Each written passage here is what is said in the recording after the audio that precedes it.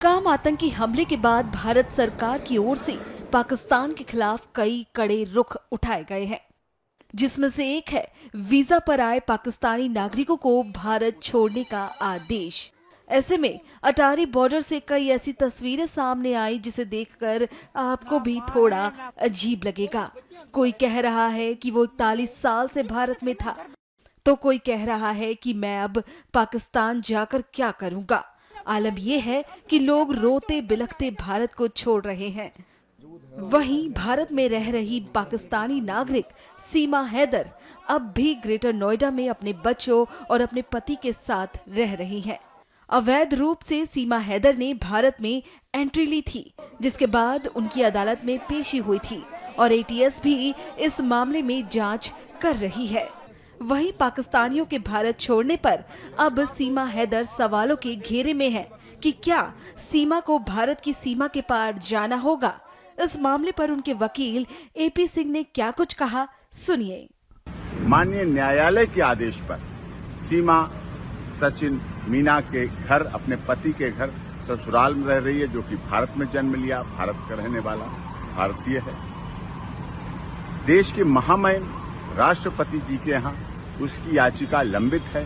सारे original document जो पाकिस्तान से लाई थी सब सीमा के एटीएस के पास हैं, जांच कर रही है। सीमा अपने ससुराल और अस्पताल के अलावा आज तक कहीं नहीं गई। पिछले दिनों जब से ये पहलगाम घटना हुई, उससे भी एक दिन पहले उसके तीसरी नंबर की बेटी को वायरल फीवर की वजह से डेंगू हुआ। डेंगू में प्लेटलेट्स बहुत डाउन हुए। अभी भी वो बेटी के लिए दोनों पति पत्नी परिवार के साथ हॉस्पिटल में है, इलाज चल रहा है लगातार।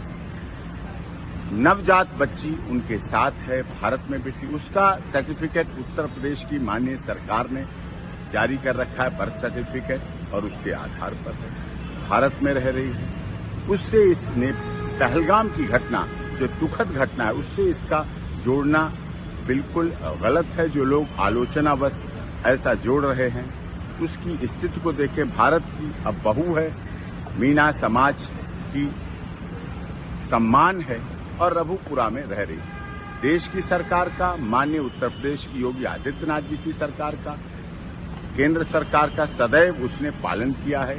एटीएस की तमाम जांच में सदैव भाग लिया है। पूरी जांच प्रक्रिया चल रही है, चली है।